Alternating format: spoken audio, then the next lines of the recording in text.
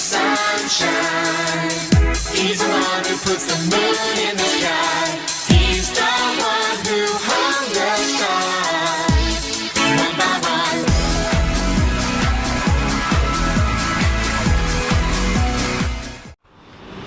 Halo, selamat pagi adik-adik semuanya. Pagi. Selamat pagi juga adik-adik Anda di rumah. Apa kabarnya hari ini? Luar biasa. Ya, lo berharap kita semua dalam keadaan sehat ya. Kita akan memulai sekolah minggu ini dan mari kita bersuka di dalam Tuhan. Mari kita bersyukur kepada Tuhan karena Tuhan telah memberikan kebaikannya kepada kita hari ini.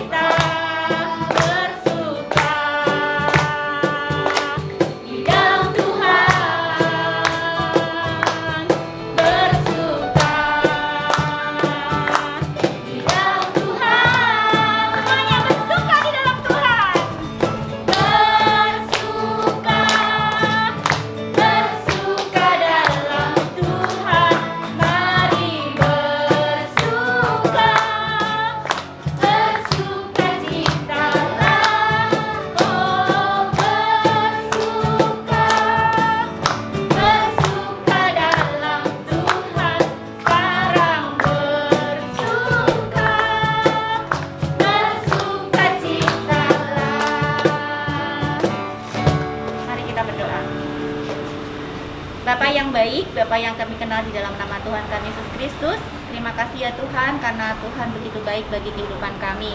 Kami bersyukur untuk anugerah dan kebaikan Tuhan. Tuhan, kami akan memuji Engkau dan kami juga akan mendengarkan firman Tuhan. Kiranya Tuhan berikan kami hati yang siap dan hati yang sukacita untuk memuji Engkau dan mendengarkan firman-Mu. Kami serahkan sekolah minggu kami di dalam tangan-Mu ya Tuhan. Di dalam nama Tuhan kami Yesus Kristus kami telah berdoa dan mengucap syukur. Amin. Ya, silakan duduk adik-adik. Ya. Mari kita bersuka di dalam Tuhan. Kita memuji Tuhan dengan hati yang sungguh-sungguh bersuka di hadapan Tuhan. Ya. Mari kita nyanyikan pujian ini 3 kali ya, adik-adik yang di rumah. Kita nyanyi lagu ini 3 kali ya. Yang pertama, sukacita.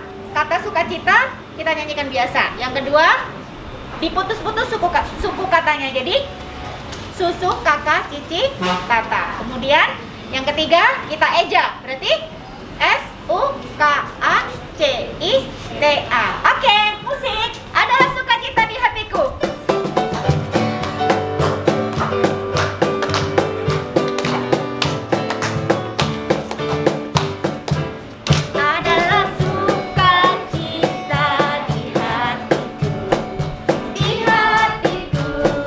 Di hatiku adalah sukacita.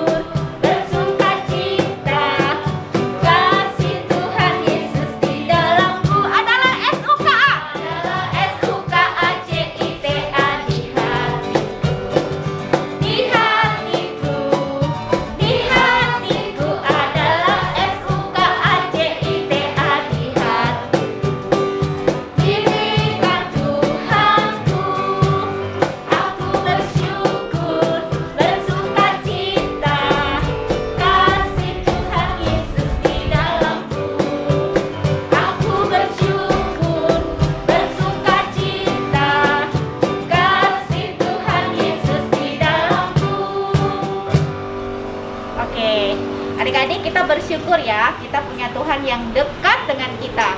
Ya, siapa yang mencari Tuhan harus pergi ke gunung.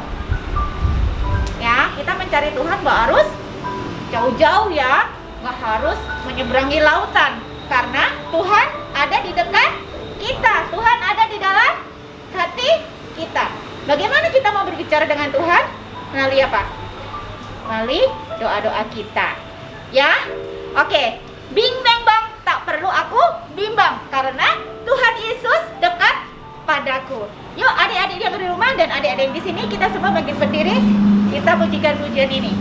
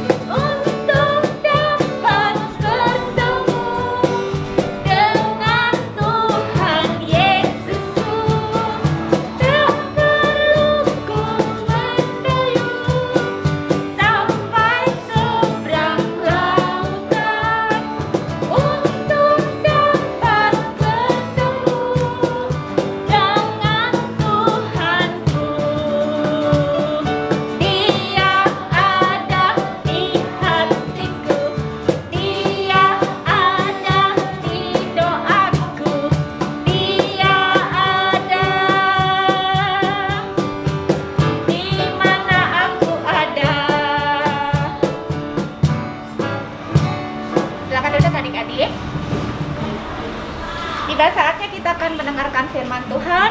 Mari kita persiapkan hati kita mendengarkan firman Tuhan ya. Kita akan pujikan satu pujian, ku baca Alkitab ya.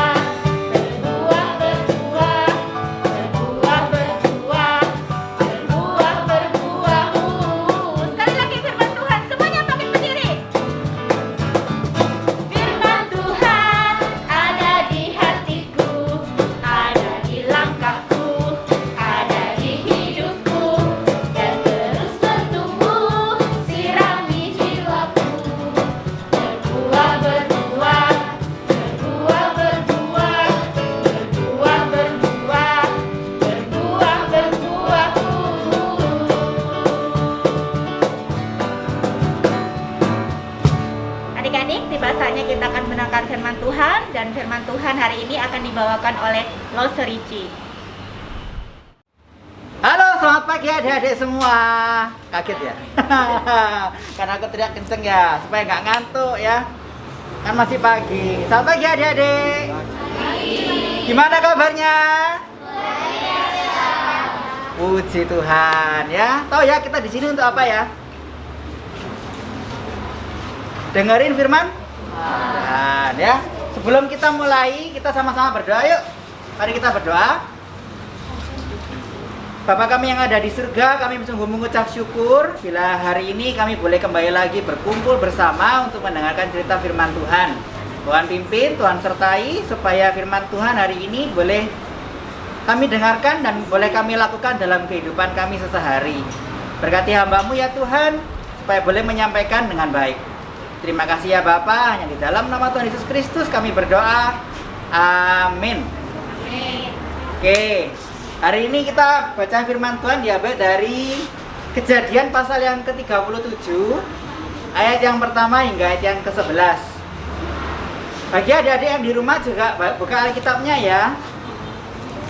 Yang ada di sini yang bawa Alkitab boleh dibuka Kejadian 37 ayat yang pertama hingga ayat yang ke-11.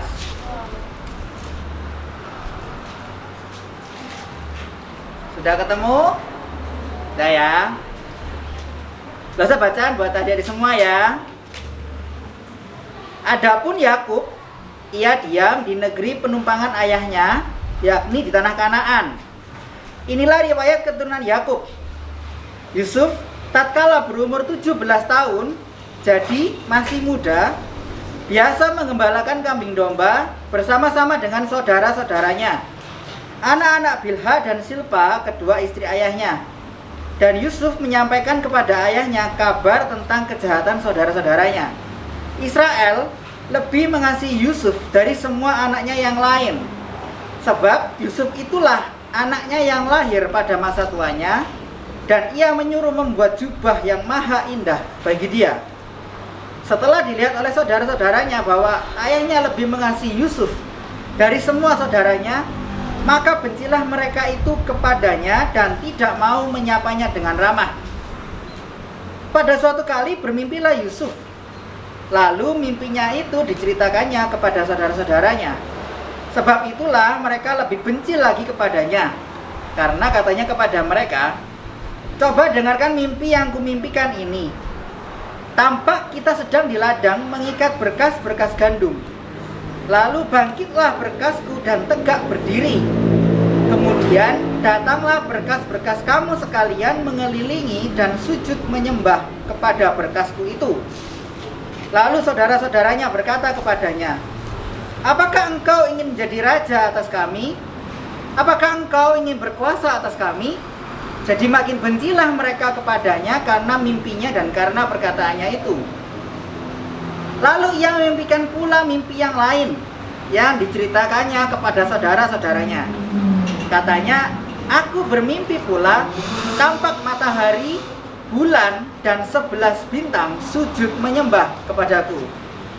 Setelah hal ini diceritakannya kepada ayah dan saudara-saudaranya, maka ia ditegur oleh ayahnya. Mimpi apa mimpimu itu? Masakan aku dan ibumu serta saudara-saudaramu sujud menyembah kepadamu sampai ke tanah? Maka iri hatilah saudara-saudaranya kepadanya. Tetapi ayahnya menyimpan hal itu dalam hatinya. Oke. Sebelum kita mulai cerita firman Tuhan hari ini, Lose punya pertanyaan.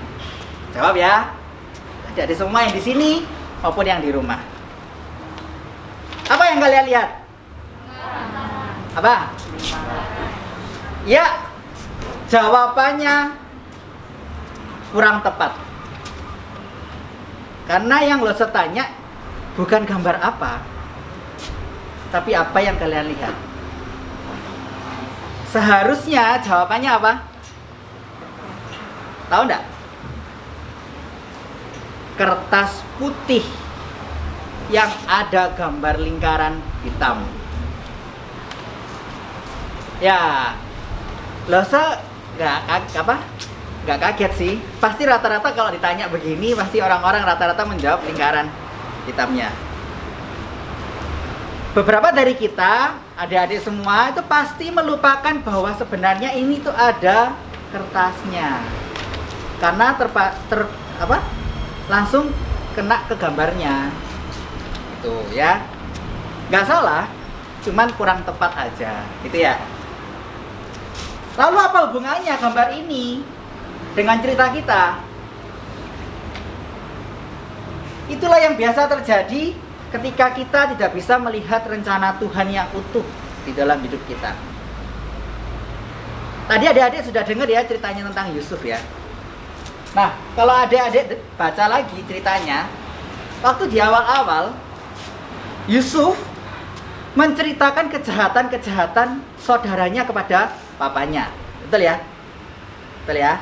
Nah, sekarang mau tanya di sini, siapa yang punya saudara di rumah atau di tempat ini atau di mana punya saudara siapa? Boleh angkat tangan. Yang nggak punya saudara punya teman dekat lah, pasti punya ya. Ya. Nah, seneng nggak adik-adik semua di sini kalau misalnya ada saudara atau ada teman dekat suka wadul, suka ngomongin kita, terutama hal-hal buruk kita, kesalahan kita. Misal, ini Tias sama Kesia misalnya ya. Tias temanan sama Kesia, terus Tias nyontek misalnya ya. Kesia tahu. Tias suka nggak kalau Kesia tiba-tiba ngomong sama gurunya, Bu, Tias nyontek. Suka nggak Tias? Kenapa? Nah, itu pula yang terjadi pada cerita Yusuf. Padahal yang dilakukan Tias salah atau betul? Nyontek itu salah atau betul? Salah. Tapi yang justru nggak disukai adalah orang yang tahu kalau itu salah. Kejadiannya sama. Yusuf tahu perbuatan saudara-saudaranya itu jahat, nggak bener. Yusuf lapor sama papanya. Tapi yang terjadi justru Yusuf di apa? Dibenci. Itu ya. Lah, tapi bukan cuma itu yang membuat Yusuf semakin dibenci, apalagi karena Yusuf dibuatkan apa? Jubah yang maha indah, yang bagus sekali. Sekarang ya, kalau misalnya Iksan Nando ya, satu saudara, terus tiba-tiba yang dibelikan baju cuman Iksan atau Nando sendiri, yang satunya enggak, sakit hati enggak? Ya kan, sakit hati kan? Pasti enggak suka. Lah itu yang membuat semakin enggak suka. Saudara-saudaranya semakin membenci Yusuf. Karena mereka tidak bisa melihat keseluruhan rencana Allah di dalam diri Yusuf. Jadi apapun yang dilakukan Yusuf, apapun yang diterima Yusuf, semua saudara-saudaranya nggak suka. Nah, ini pelajaran buat kita semua ya, adik-adik di sini. Kadang-kadang kita tahu saudara kita salah, kita berusaha kasih tahu, tapi justru kita yang dibenci. Ya, adik-adik yang di rumah juga sama. Kalau punya kakak, punya adik, terus tahu nih kalau saudaranya salah atau temannya salah, kadang-kadang kita berusaha mengingatkan, justru yang ada kita yang dibenci. Nah, gitu ya, jangan saling tuding-tudingan ya, adik-adik ya. Nah, tapi kita bisa melihat bagaimana sikap Yusuf. Meskipun Yusuf seperti demikian, dia tetap berani menceritakan dengan baik. Nah, kita juga harus belajar jangan seperti Yusuf yang terlalu polos. Dalam cerita ini kita bisa belajar bahwa Yusuf itu masih sangat muda, 17 tahun. Di usia 17 tahun itu, di masa itu sangat muda sekali. Meskipun adik-adik saat ini masih usianya belum sampai 17 ya. Kalau di Indonesia 17 malah lebih dianggap dewasa. Tapi kalau di usia ya mereka pada saat itu 17 tahun itu masih muda. Masih muda berarti masih polos, nggak ngerti apa-apa. Makanya Yusuf berani cerita segala macam. Nah, ini juga pelajaran buat kita. Kalau misalnya adik-adik itu tidak tahu kira-kira itu benar apa salah, menyampaikannya harus berhati-hati. Karena kalau tidak bisa menyebabkan sakit hati. Nah, kita mau belajar dari Yusuf di sini.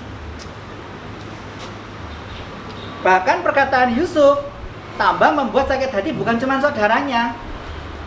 Papa sama mamanya pun sakit hati. Karena dia bermimpi apa tadi? Bulan, matahari, dan 11 bintang sujud menyembah kepada Yusuf. Dia ingin menggambarkan bahwa semuanya nanti sujud kepada Yusuf. Makanya papanya juga ikutan marah. Loh, mimpinya salah nggak? Loh, enggak loh, namanya mimpi kok. Di sini semua pernah mimpi kan? Mau nggak kalau mimpinya disalah-salahkan? Ya enggak lah, namanya cuma mimpi kan? Di sini pasti punya mimpi semua. Dulu loh, saya punya mimpi untuk mau jadi ilmuwan, tapi nggak terjadi. Jadi hamba Tuhan sekarang ya. Nah, mimpi itu kan nggak pernah salah. Yang disampaikan itu nggak salah. Cuman cara menyampaikan kita, cara kita ngomong, mah aku mimpi mah. Mungkin kita harus lebih berhati-hati. Nah itu ya adik-adik pelajaran hari ini ya. Kita belajar dari Yusuf apa tadi? Jangan terlalu polos. Terus yang kedua apa? Kalau menyampaikan harus berhati-hati ya. Nah itu aja pelajaran kita hari ini. Untuk menutup kita di dalam firman Tuhan hari ini, mari kita bersama-sama berdoa ya. Yuk kita berdoa. Bapa kami yang ada di surga, kami bersyukur bila hari ini kami boleh kembali diingatkan khususnya tentang bagaimana kami mengatur diri kami.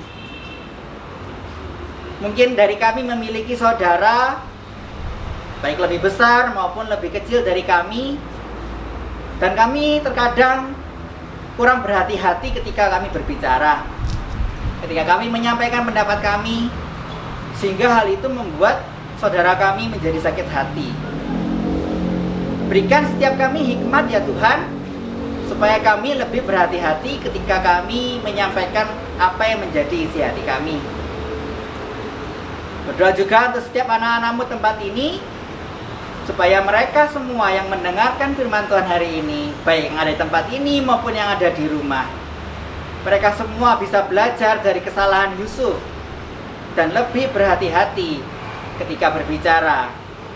Terima kasih Tuhan Yesus. Kami menyerahkan diri kami seutuhnya dalam tangan Tuhan. Hanya di dalam nama Tuhan Yesus Kristus kami berdoa dan bersyukur. Amin. Oke, sekolah minggu kita selesai. Sampai jumpa minggu depan ya adik-adik semua. Tuhan Yesus memberkati. Dadah. Dadah. Bagaikan terang sang bintang yang selalu